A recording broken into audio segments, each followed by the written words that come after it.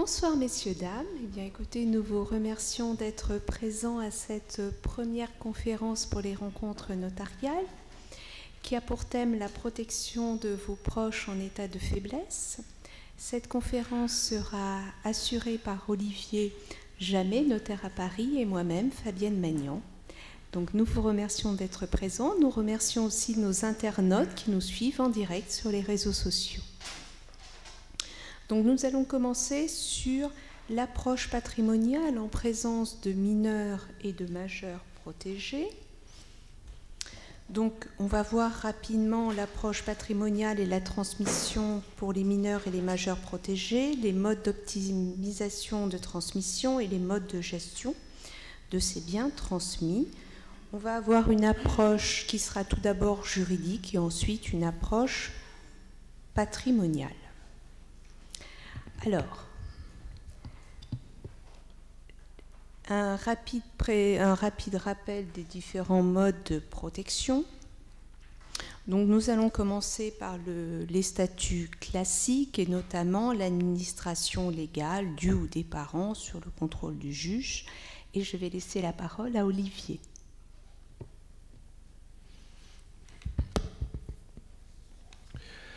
Donc l'ordonnance du 16 février 2015 entend simplifier le régime de l'administration légale en réservant l'autorisation systématique du juge des tutelles aux seuls actes qui pourraient affecter de manière grave, substantielle et définitive le patrimoine du mineur et en clarifiant les règles applicables au contrôle des comptes de gestion.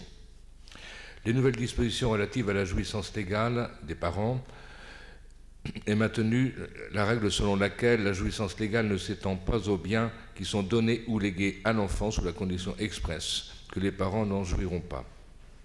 Et supprimer la déchéance affectant le conjoint survivant qui n'aurait pas fait l'inventaire des biens issus à l'enfant dans la succession de son parent décédé. L'ordonnance met fin à la distinction entre l'administration légale pure et simple et l'administration légale sous contrôle judiciaire. Le fait que l'enfant n'ait qu'un parent ne justifie plus désormais la mise en place d'un mode de gestion du patrimoine de l'enfant différent de celui applicable dans l'hypothèse où l'enfant a ses deux parents. L'administrateur légal a pour mission de représenter le mineur dans tous les actes de la vie civile. L'administration légale peut en principe accomplir seule tous les actes d'administration qualifiés comme tels par le décret du 22 décembre 2008, ainsi que les actes conservatoires.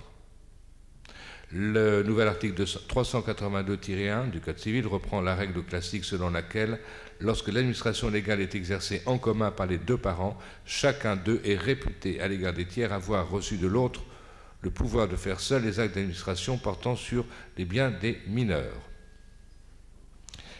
En cas de désaccord des administrateurs légaux, le juge est fondé à intervenir chaque fois que les administrateurs légaux émettent un désaccord sur l'accomplissement d'un acte relatif au patrimoine de leur enfant. Le juge, acte soumis à l'autorisation du juge. L'article 387-1 émet une liste de 8 catégories d'actes qui doivent être autorisés par le juge, quelle que soit la situation. Il s'agit de la vente de gré à gré, bien immobilier par exemple, de la part en société d'un immeuble ou d'un fonds de commerce appartenant aux mineurs. L'emprunt contracté au nom d'un mineur, la renonciation par le mineur à un droit, la transaction ou le compromis en son nom, l'acceptation pure et simple à une succession revenant au mineur, la constitution d'une sûreté pour garantir la dette d'un tiers, l'achat ou la prise à bail des biens du mineur, et la réalisation d'un acte portant sur des valeurs mobilières ou instruments financiers dans les cas les plus graves pour le patrimoine du mineur. On précise que l'acte de partage amiable qui jadis était soumis à autorisation, aujourd'hui ne l'est plus. De même que l'état liquidatif qui autrefois l'était ne l'est plus.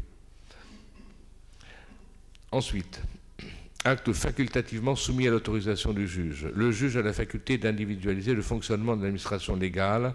Il peut, à l'occasion de l'examen des actes soumis à son autorisation, et s'il existe un risque d'atteinte aux intérêts de l'enfant, décider qu'un acte ou une série d'actes de disposition seront soumis à son autorisation préalable.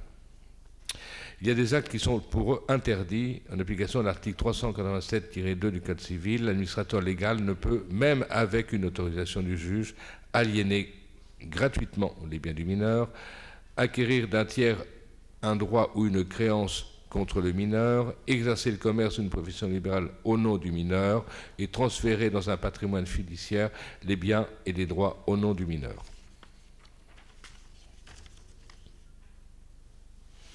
Reprenant l'ancien article 389.3 du Code civil, le nouvel article 384 rappelle que les biens donnés ou légués sous la condition qu'ils soient administrés par un tiers échappent à l'administration légale. Le tiers administrateur a alors les pouvoirs qui lui sont conférés par la donation, le testament ou, à défaut, ceux d'une administration légale.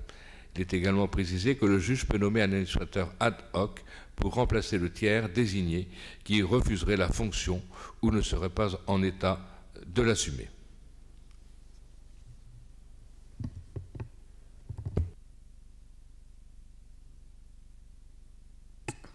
Si on reprend un peu, donc l'administration légale au niveau des parents, Olivier, ce que tu nous disais, c'est qu'aujourd'hui le changement, c'est qu'il y ait un ou deux parents, le régime est identique. Absolument. C'est la grande nouveauté, c'est qu'on soit un couple monoparental ou à deux, eh bien, il y a maintenant exactement une identité dans ce régime d'administration légale. D'autres régimes existent toujours, ils sont plutôt utilisés pour les personnes majeures, ils concernent trois régimes essentiels, la sauvegarde de justice, la curatelle et la tutelle. Donc ces régimes-là, ils vont être pris en fonction de l'état de capacité ou de faiblesse de la personne. Donc ça veut dire qu'ici, vous allez engager une procédure auprès du tribunal. La personne sera examinée par un médecin qui déterminera son état et sa nécessité de protection. Et le juge prononcera l'une des protections. Sachant que la protection la plus importante est la tutelle, où la personne perd tout pouvoir, si vous voulez, sur ses biens, puisque là, elle est représentée pour chacun des actes de la vie quotidienne. La tutelle est un peu plus souple, puisqu'ici, la personne peut agir, mais pour certains actes importants qui seront définis au préalable dans l'ordonnance, elle aura besoin de l'assistance de son curateur. Et la sauvegarde de justice est une mesure encore plus souple, encore plus légère, puisque là, simplement, les actes pourraient être remis en cause.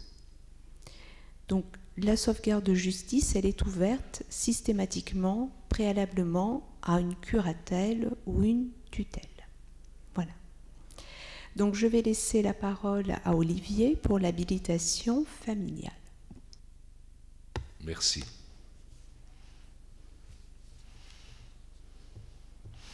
L'habilitation familiale se définit comme un mécanisme de protection qui permet d'associer plus étroitement la famille à la protection du majeur vulnérable, sans avoir à se soumettre au formalisme des mesures de protection judiciaire qui peut s'avérer pesant en l'absence de conflit familial et de nécessité d'instaurer une mesure de protection suivie par un juge pour protéger les intérêts de la personne concernée. L'habilitation familiale est prononcée par le juge. La demande est introduite, instruite et jugée conformément aux règles du Code de procédure civile. L'habilitation familiale est destinée à la personne hors d'état de manifester sa volonté pour l'une des causes prévues au Code civil, c'est-à-dire en raison d'une altération des facultés mentales ou corporelles de nature à empêcher l'expression de sa volonté. L'altération doit être constatée par un certificat médical circonstancié établi dans les conditions prévues par le Code civil.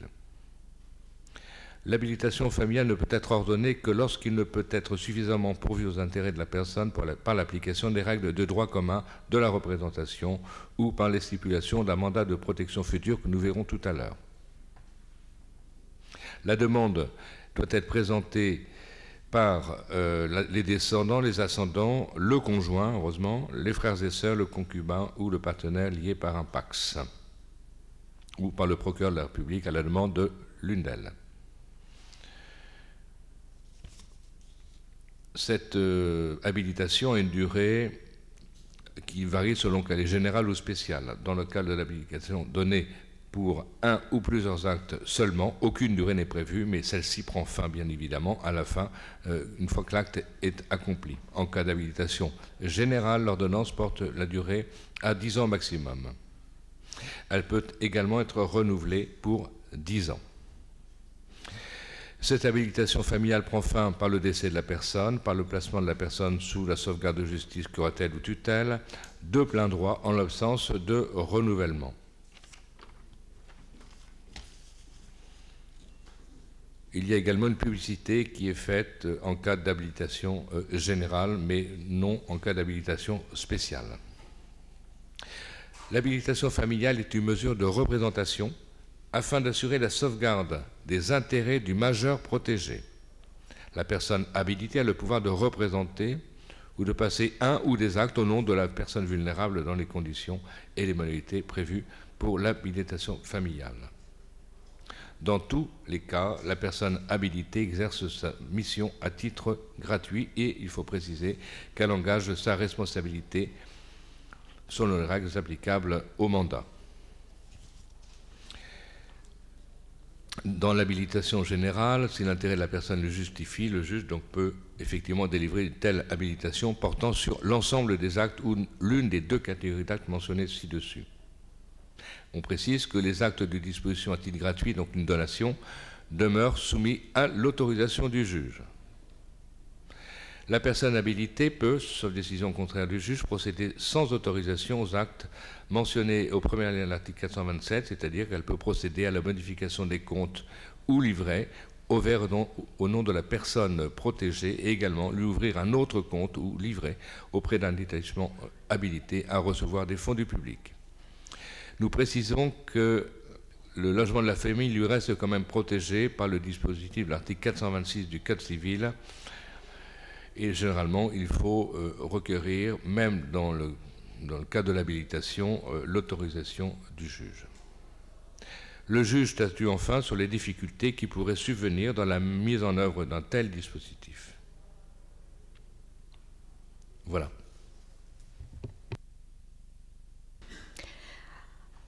Alors, concernant d'autres outils, on a les régimes matrimoniaux également qui nous permettent une protection. On peut demander au juge est-ce que l'autre époux puisse être désigné pour passer certains actes importants lorsque l'un a un empêchement qui peut être temporaire ou un empêchement qui peut être plus important. C'est une mesure un petit peu moins lourde que d'engager une procédure d'ouverture, de tutelle ou de curatelle. Les juges en ce moment ont tendance depuis quelque temps à préférer à recourir à ces dispositions-là. Quand on parle d'ouverture de tutelle, de curatelle, la personne qui est protégée subit la protection, puisqu'elle n'a plus sa capacité, d'autres saisissent et un tiers qui est le juge va désigner la personne qui va administrer les biens et déterminera l'étendue des pouvoirs. Toutefois, rien ne vous interdit d'anticiper cela et pour l'anticiper, vous pouvez envisager un mandat de protection future.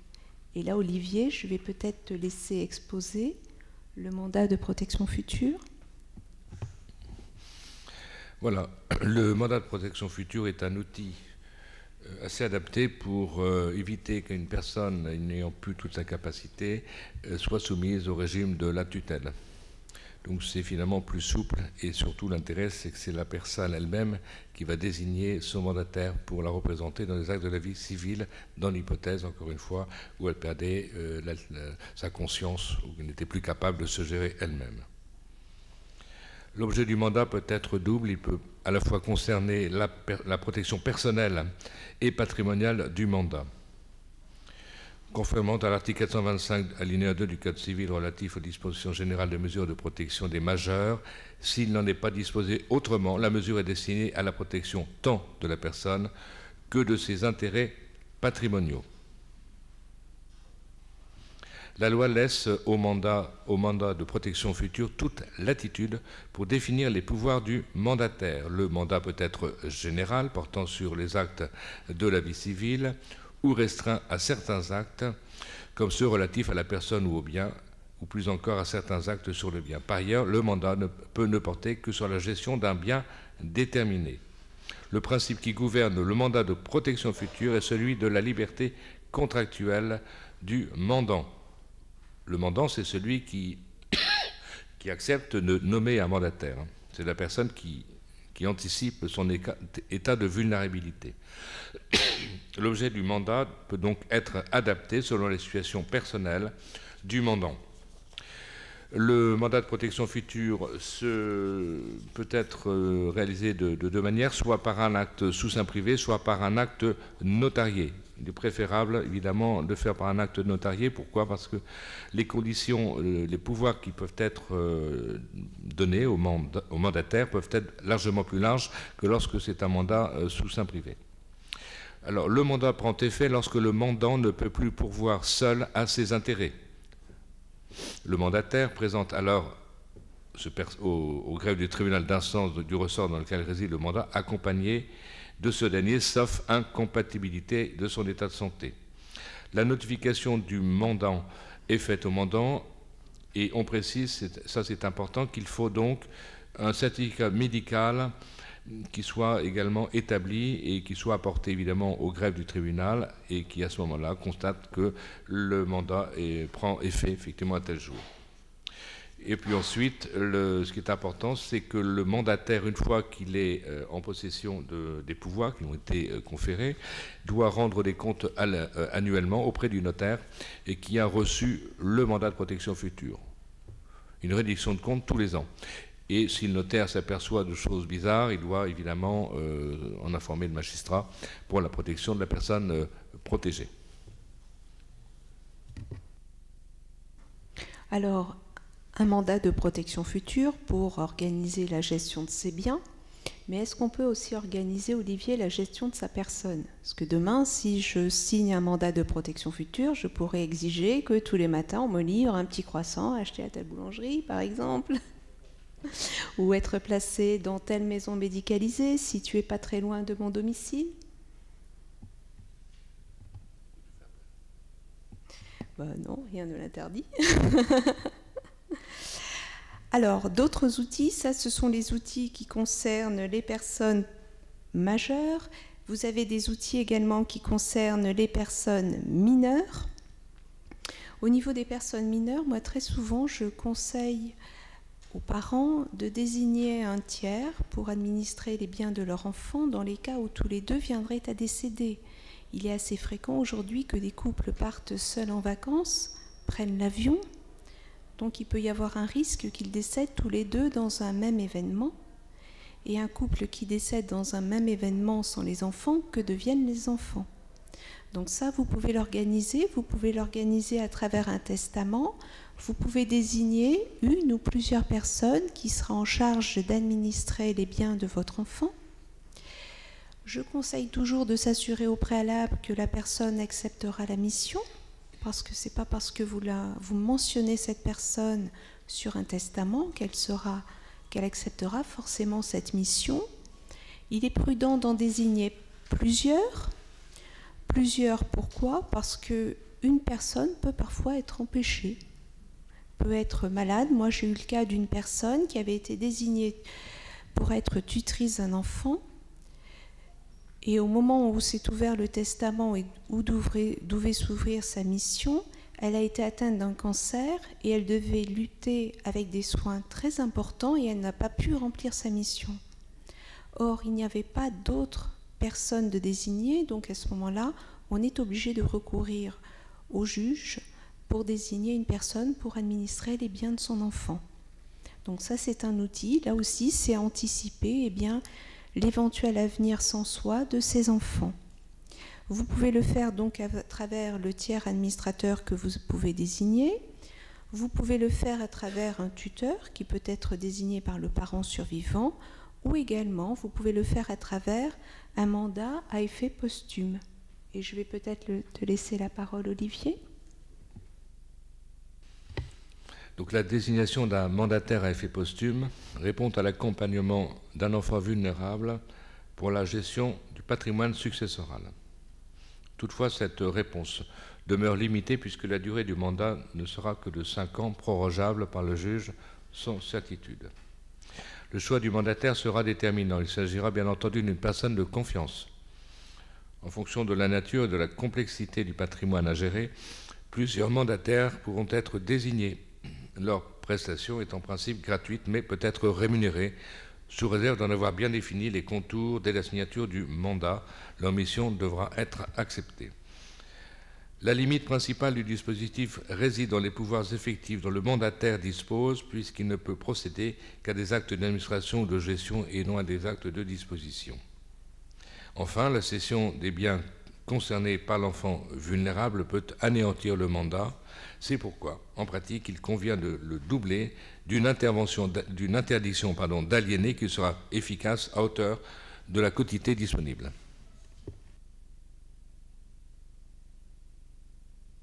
Et concernant un enfant qui serait sous l'administration de ses parents ou qui serait sous la tutelle ou la curatelle de ses parents, on peut aussi envisager un mandat de protection future pour autrui.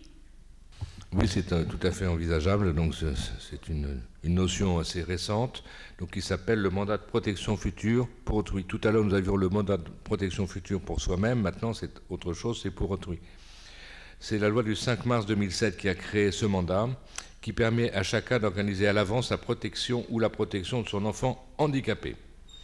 Les parents en charge d'un enfant souffrant d'un handicap grave peuvent établir un mandat de protection future pour pourvoir aux intérêts de leur enfant après leur propre décès ou lorsqu'ils ne seraient plus en capacité de prendre soin de lui. La désignation du mandataire prend effet au décès des parents ou lorsqu'ils ne peuvent plus prendre soin de lui, et ici il s'établit par la production d'un certificat médical émanant d'un médecin agréé que l'enfant majeur ne peut pourvoir seul à ses intérêts en raison d'une altération de ses facultés personnelles. Le mandat est destiné à la protection de la personne et de ses intérêts patrimoniaux, mais le mandat peut être expressément limité à l'une de ces deux missions. Le mandataire peut être institué de pouvoirs très larges, actes d'administration, de disposition, ou de pouvoirs plus restreints.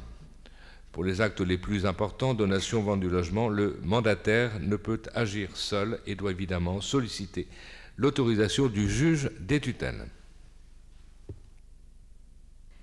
Alors, si on a abordé rapidement donc, les modes de protection des personnes, qu'il s'agisse de mineurs ou de majeurs, si on veut optimiser ici la transmission, on peut aussi passer par d'autres structures, envisager éventuellement des sociétés civiles. Une société civile dans laquelle on va pouvoir ici, grâce à une certaine liberté contractuelle, pouvoir organiser la gestion. Ici, on est dans l'idée éventuellement d'une succession future avec un enfant handicapé, des enfants non handicapés. Donc, on pourrait envisager une société civile dans laquelle l'enfant handicapé aurait un petit peu moins de parts que les autres enfants, mais des parts qui lui donneraient, par exemple, des dividendes doublés ou triplés. Plus de dividendes, si vous voulez.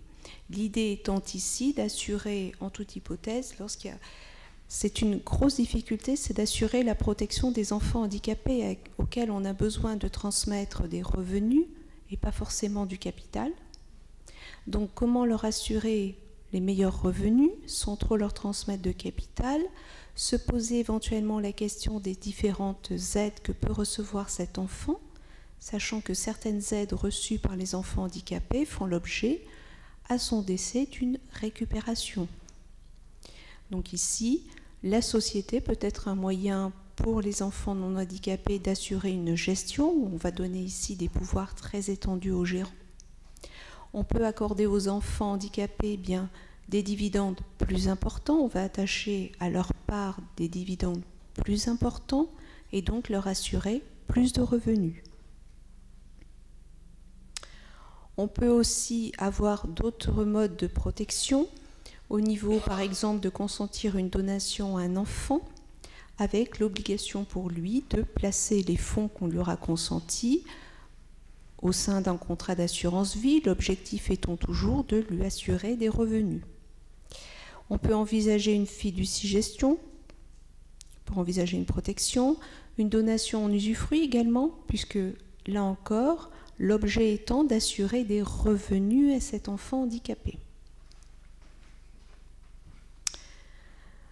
On peut, en consentant des donations à l'enfant handicapé, si on dépasse légèrement sa part de réserve, si on lui attribue plus que sa part de réserve, plus que la quotité disponible, il faut alors sécuriser sa situation, et on peut sécuriser sa situation en régularisant ce qu'on appelle, nous, dans notre jargon, une RAR, c'est une renonciation anticipée à l'action en réduction, c'est-à-dire qu'on consent une donation à l'enfant et on va demander aux autres enfants de renoncer par anticipation à demander une réduction de la donation consentie à l'enfant handicapé dans l'hypothèse où un jour cette donation porterait atteinte à leurs réserves.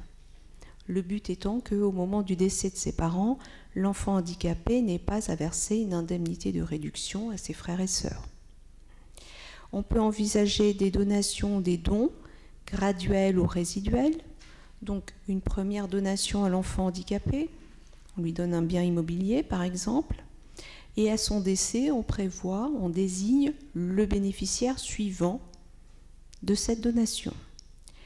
À ce moment-là, ici, on interdit à l'enfant handicapé de disposer du bien, puisqu'on lui donne un bien, à son décès, le bien doit être transmis à une autre personne.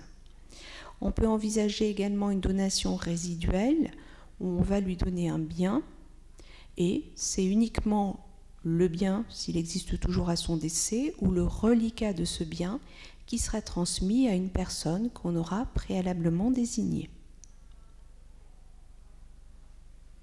Voilà. On est toujours dans l'idée ici de protection de cet enfant, de transmettre après, d'envisager également les transmissions au niveau de cet enfant.